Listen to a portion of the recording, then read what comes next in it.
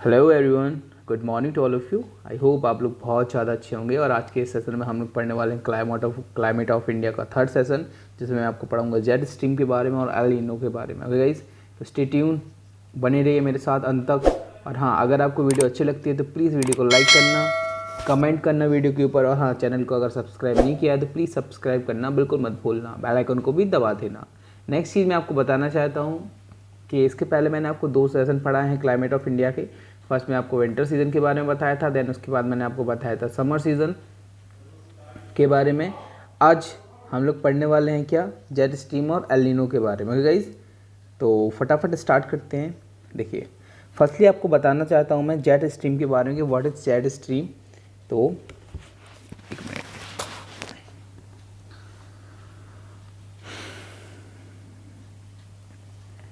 Jet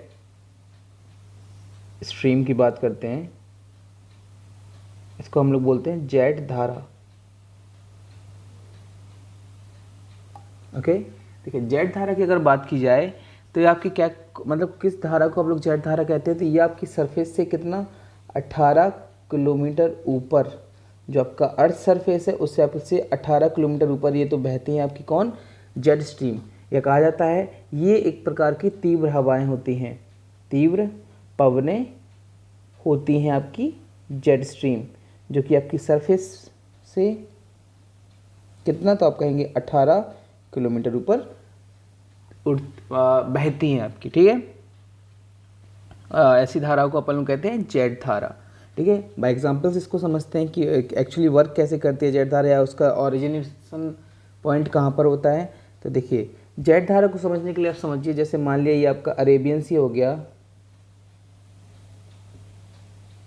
okay, यहाँ से आपकी मान लेते हैं, यहाँ से आपकी धाराएं बहना स्टार्ट करती हैं, ये आपकी मानसूनी धाराएं हैं, ये आपकी बहना स्टार्ट करती हैं। और यहाँ पर हम लोग मानते हैं जैसे थार डेजर्ट के बारे में, अपन लोग अज्यूम करते हैं कि यहाँ पर आपका थार डेजर्ट है, और थार डेजर्ट तक आपकी अरेबियन सी से बहकर ये धाराएं जाती हैं। ओके, अब ये समझिए थार डेजर्ट है, तो यहाँ का जो टेम्परेचर होता है थार डेजर्ट का, वो बहुत ज़्यादा टेम्परेचर होता है, जिस वजह से क्या होता है, तो यहाँ पर टेम्परेचर होता है तो इसकी वजह से क्या होता है, ये जो हवाएं यहाँ से अरेबियन सी से आपके बह के आ रही होती है, ये यहाँ से आपकी ऊपर की ओर उठने लगती है। ठीक है, ये आपकी ऊपर की ओर उठने लगती हैं। अब आप इस चीज़ समझिए, यहाँ पर क्या है, ये आपकी एकत्रित हो जाती हैं, यहाँ पर आपकी एकत्रित हो जाती हैं। अब एक चीज़ बताइए, जब यहाँ से ये विंड्स आपकी आ रही हैं, कहाँ से, अरेबियन सी से जो आपकी विंड्स बन के क्या बोलते हैं, जो आपकी थार डेजर्ट की ओर आ रही हैं, तो आप कहेंगे कि यहाँ पर जो आपका प्रेजेंस ऑफ आपकी क्या बोलते हैं, प्रेजेंस ऑफ आपकी एयर या अमाउंट ऑफ एयर जो होता है अरेबियन सी में, वो हो जाता है अमाउंट आपका कम। ओके, अमाउंट हो जाता है आपका कम। और इस अमाउंट को भरने के लिए ये जो आपकी हवाएं ऊपर उठ रही हैं, तो इनको कहा जाता है क्या, जेट स्ट्रीम। ठीक है, और ये जो हवाएं हैं इस साइड ऐसे बहने लगती हैं, मतलब जो गैप हो गया है उस गैप को भरने के लिए आपकी अरेबियन सिक्योर होने लगती हैं और वापस इसी दिशा में घूमने लगती हैं। तो इस प्रकार एक फ्लो का निर्माण होता है जिसको बोलते हैं जेट स्ट्रीम फ्लो। और ये जो धाराएं होती हैं इनको क्या कहा जाता है, इनको कहा जाता है, हम इनको कहते हैं जेट स्ट्रीम या जेट धारा। ओके, आपको समझ में आया जेट धारा क्या होती है। अब एक चीज़ समझिए, जेट धारा क्या होती है, तो जेट धारा आपकी जिम्मेदार होती है मानसून को लाने के लिए। ये आपका जो आपका मानसून होता है उसको पुश करती है, मतलब उसको बढ़ावा देती है, आगे की तरफ धकेलती है। इससे क्या होता है कि जेट स्ट्रीम अगर ज़्यादा है यहाँ पर किसी एरिया में, तो वहाँ पर आपका रेनफॉल क्या होता है, ज़्यादा होता है। अभी बताइए जेट स्ट्रीम ज़्यादा क्यों, कैसे होगी, तो आप सिंपली बताएंगे कि अगर किसी जगह का अगर टेम्परेचर ज़्यादा है तो वहाँ पर जेट स्ट्रीम भी ज़्यादा होगी। क्योंकि आप देखिए यहाँ पर अरेबियन सी से अगर हवाएं आ रही हैं और थार डेजर्ट में आकर आपका यहाँ पर टेम्परेचर कम होता, तो यहाँ पर आपकी हवाएं ऊपर कम उठती, और अगर हवाएं कम ऊंचाई तक ऊपर उठती तो जेट स्ट्रीम का आपका निर्माण नहीं हो पाता। बट यहाँ पर टेम्परेचर ज़्यादा होने की वजह से ये जो हवाएँ हैं ये बहुत ज़्यादा ऊंचाई तक ऊपर उठती हैं, और इससे क्या होता है, इससे आपकी हवाएं मतलब जेट स्ट्रीम जो है उनका निर्माण या फॉर्मेशन हो जाता है। ओके, तो एक पॉइंट आपको समझ में आया कि अगर टेम्परेचर ज़्यादा होगा तो जेट स्ट्रीम भी ज़्यादा बनेगी, और जेट स्ट्रीम ज़्यादा बनेगी तो आपकी बारिश भी बहुत ज़्यादा होगी। ओके, अब देखिए अगर टेम्परेचर कम हुआ तो आपकी जेट स्ट्रीम भी कम बनेगी, जिससे आपकी बारिश भी बहुत कम होगी उस एरिया में। ओके, ये चीज़ समझ में आई। तो जेट स्ट्रीम के बारे में अगर कोई चीज़ डाउट रहती है तो मेरे को बताना। ओके, अब देखते हैं, समझते हैं एल नीनो के बारे में। देखिए, एल नीनो की अगर बात की जाए तो आपकी क्या होती है, तो इसके बारे में पॉइंट पता होना चाहिए कि ये आपकी एक गर्म जलधारा होती है। कहाँ से, तो आप बताएंगे पेरू तट के पास से इसका ओरिजिनेशन होता है। किस मंथ में होता है, तो आप देखेंगे दिसंबर मंथ में होता है, क्योंकि इस टाइम पे यहाँ पर जो आपकी टेम्परेचर है वो आपका काफ़ी हाई रहता है। ठीक है, तो एल नीनो के बारे में समझ में आया कि ये जो हवा है, सॉरी, ये जो आपकी जलधारा है कैसी गर्म जलधारा होती है, और ये जहाँ से बहती है वहाँ का टेम्परेचर बढ़ा देती है। अब टेम्परेचर बढ़ेगा तो क्या होगा, टेम्परेचर बढ़ेगा तो आप देखेंगे यहाँ पर वेपराइजेशन ज़्यादा होगा, वेपर ज़्यादा जनरेट होगी, और वेपर ज़्यादा होगी तो आप देखेंगे रेनफॉल ज़्यादा होगा यहाँ पर। ठीक है, तो ये चीज़ समझ में आई। अब देखिए मैप पे मैं आपको समझाता हूँ कि कैसे एक्चुअली प्रोसेस हो रहा है। देखिए, ये आपका वर्ल्ड मैप है।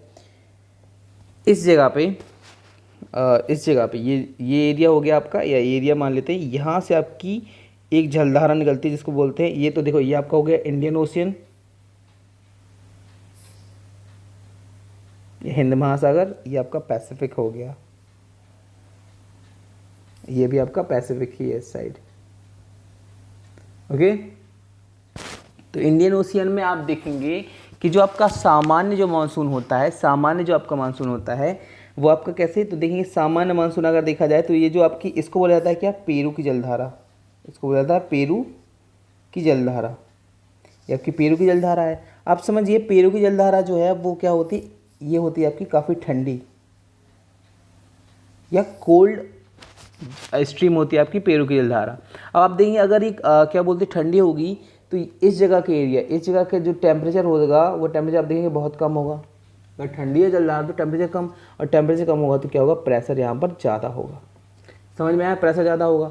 और ये आपका प्रेशर यहाँ पर ज़्यादा है, तो इस टाइम पे क्या होता है, ये जो मैं नॉर्मल स्थिति की बात कर रहा हूँ, नॉर्मल कंडीशन की बात कर रहा हूँ, तो इस टाइम पे यहाँ का टेम्परेचर होता है ज़्यादा। तो ये जो पवन है ऐसे करके, ये जो आपकी धारा है वो ऐसे करके बहने लगती है। तो ये धारा बहकर ऐसी जाती है कहाँ पर, इंडियन ओशन में जाने लगती है। तो इससे क्या होता है, क्योंकि यहाँ का टेम्परेचर आपका ज़्यादा होगा तो यहाँ पर आपका क्या बोलते हैं, प्रेशर कम होगा। तो हमेशा मैंने बताया कि जो आपकी विंड चलती है या जो आपकी स्ट्रीम चलती है वो चलती है हमेशा हाई प्रेशर से लो प्रेशर की ओर। ओके, तो इस साइड आपकी ये क्या बोलते हैं स्ट्रीम चलने लगेगी। इससे क्या होगा कि अरेबियन सी और जो आपका हिंद महासागर है वहाँ से आपकी क्या होगी, मानसूनी हवाएं जो ऊपर उठेंगी और भारत में बहुत अच्छी मात्रा में बारिश कराती हैं। ओके, तो ये तो हो गया आपका पेरू के बारे में। अब समझिए आपका क्या होता है एल नीनो। देखिए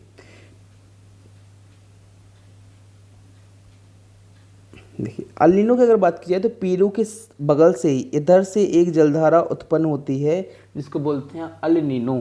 और ये एक्चुअली क्या होती है, तो इसका आपका टेम्परेचर जो होता है वो बहुत ज़्यादा होता है। तो ये जहाँ से बहती है वो क्या कराती है, ये जहाँ से बहती है वहाँ पर आपकी जो स्थल भूमि होगी या वो समुद्र भूमि होगी तो वहाँ पर क्या करा देती है, वहाँ का तापमान बढ़ा देगी। तो मैंने आपको बताया अगर टेम्परेचर बढ़ता है, टेम्परेचर अगर आपका बढ़ता है तो क्या होता है, आप देखेंगे वेपराइजेशन या वेपर ज़्यादा जनरेट होती है। उससे क्या होता है, रेनफॉल आपका ज़्यादा अधिक मात्रा में होता है आपका। ठीक है, तो आप समझिए कि ये जो क्या बोलते हैं, ये जो आपकी लाल एल नीनो जो आपकी जलधारा है, जो आपकी वो आपकी पेरू में आपकी धुआंधार बारिश कराती है। क्योंकि आप देखेंगे यहाँ से अब आ रही है, यहाँ से आपका वेपराइजेशन ज़्यादा हो रहा है, और यहाँ से अगर आप देखेंगे वाष्पीकरण ज़्यादा हो रहा है तो पानी लेकर जाएगी, तो पेरू के तट पर बहुत ज़्यादा बारिश करवाती है ये एल नीनो। ठीक है, तो एक तो ये हो गया कि यहाँ पर आपकी बारिश कराती है। ठीक है, अब ये धारा जब आपकी इस साइड आती है तो यहाँ का भी तापमान बढ़ाती है, और इससे क्या होता है, यहाँ इससे क्या होता है, ड्रॉट की समस्या उत्पन्न होती है। किससे, एल नीनो से। भारत में आपके ड्रॉट की समस्या उत्पन्न हो जाती है, किससे, एल नीनो से। आप देखिए एक साइड ये एल नीनो जो आपकी एल नीनो है, ये आपकी यहाँ पर पेरू में ये आपकी क्या करती है, तो देखें यहाँ पर बारिश होगी तो यहाँ पर आपकी फ्लड की समस्या भी बहुत ज़्यादा होगी।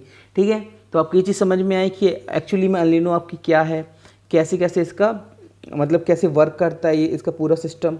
ओके, अब समझिए अल नीनो के बारे में कुछ और पॉइंट्स के बारे में। एक मिनट चेंज कर लूँ मैं। देखिए अब एक चीज़ जो बहुत इंपॉर्टेंट आप समझिए कि अल नीनो, अगर आपकी जलधारा ठंडी है, अगर आपकी जलधारा ठंडी है तो क्या होगी, ठंडी जलधारा हमेशा निर्माण कर दी किसका, मरुस्थल का, मरुस्थल का। और आपकी जलधारा अगर गर्म है तो क्या चीज़ जनरेट करती है, तो वो वर्षा, वर्षा का जनरेशन करती है। आप समझिए अगर ठंडी जलधारा होगी तो वेपोराइजेशन होगा, तो आप कहेंगे बिल्कुल नहीं होगा, और गर्म होगी तो आप कहेंगे बहुत ज़्यादा अधिक मात्रा में होगा। तो ये पॉइंट समझ में आइए कि विश्व में जहाँ जहाँ भी मरुस्थल पाए जाते हैं वहाँ वहाँ आपकी ठंडी जलधाराएँ बहती हैं। ओके गाइस, आप समझिए कुछ और चीज़ों के बारे में।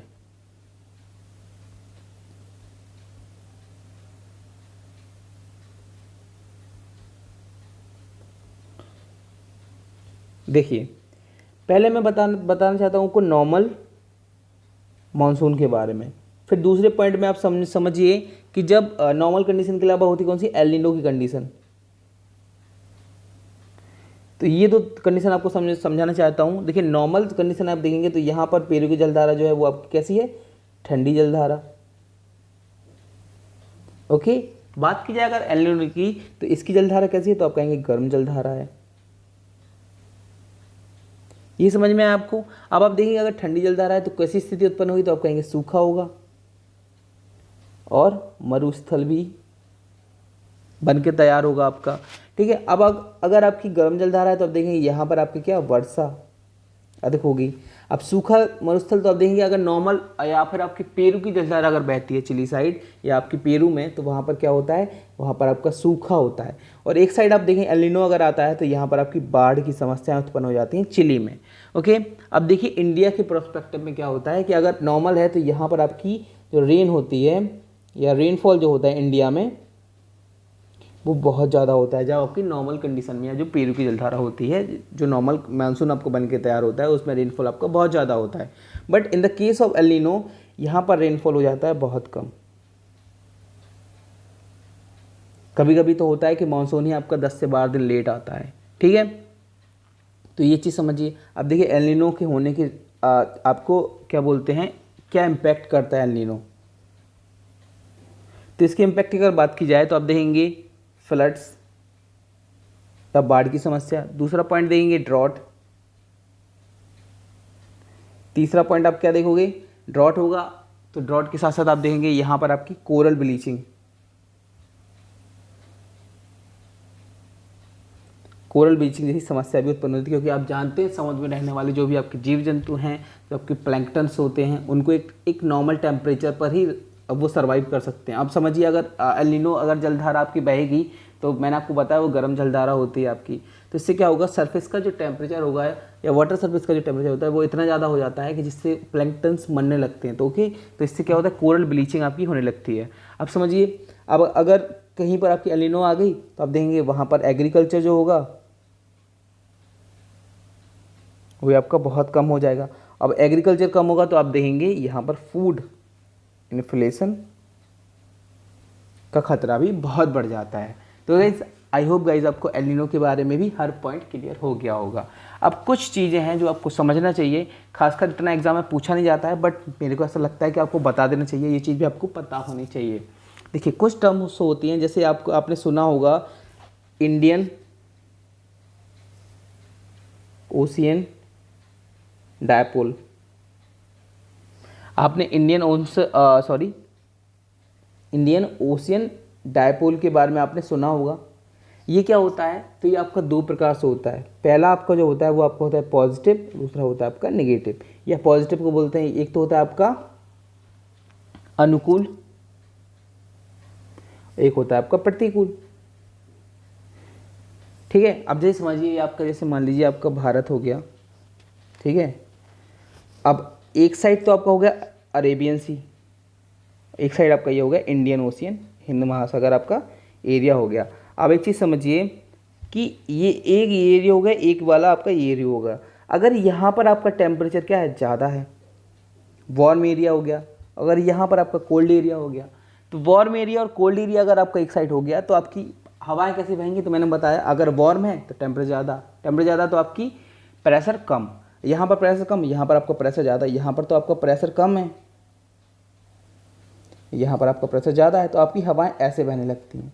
और फिर यहाँ से आप देंगे ये आपकी हवाएं इस साइड ऊपर जाएंगी, फिर ऐसी आएंगी और फिर ऐसी स्थिति। तो ये आपकी एक मतलब एक सर्कुलेट मोशन में गति करने लगती है। इसको क्या बोलते हैं, डायपोल का एक निर्माण हो जाता है। ठीक है, ये आपका क्या होता है, तो ये भारत के लिए काफ़ी अनुकूल माना जाता है। कौन, जब एक साइड आपका क्या बोलते हैं कोल्ड टेम्परेचर हो जाए, जैसे वेस्टर्न एरिया में आप देख रहे होंगे तो कोल्ड टेम्परेचर दिख रहा है आपको।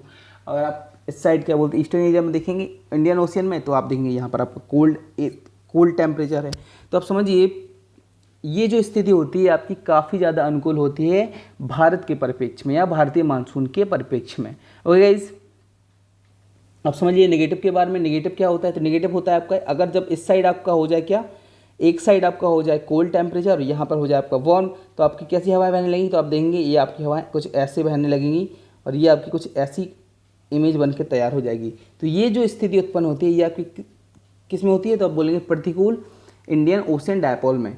ठीक है, और ये क्या होता है, तो ये भारत के लिए काफ़ी नुकसानदायक होता है, क्योंकि इससे क्या होता है सूखा, ड्रॉट की समस्या भारत में उत्पन्न होती हैं। ओके गाइस, तो ये सारे पॉइंट्स थे जो आपको पढ़ने थे, और इसके बाद जो भी पॉइंट्स अगर रह जाते हैं क्लाइमेट में तो मैं आपको बता दूंगा। और चीज़ें अगर आपको समझ में आई तो प्लीज़ वीडियो को लाइक करिए और कमेंट करना बिल्कुल मत भूलना। प्लीज़ वीडियो को कमेंट जरूर किया कीजिए, मैं आपसे रिक्वेस्ट करना चाहता हूँ। और हाँ, दोस्तों के साथ शेयर कीजिए वीडियो को ज़्यादा से ज़्यादा और लाइक ज़रूर कर दीजिए। Thank you guys, this is Amit Tiwari signing off.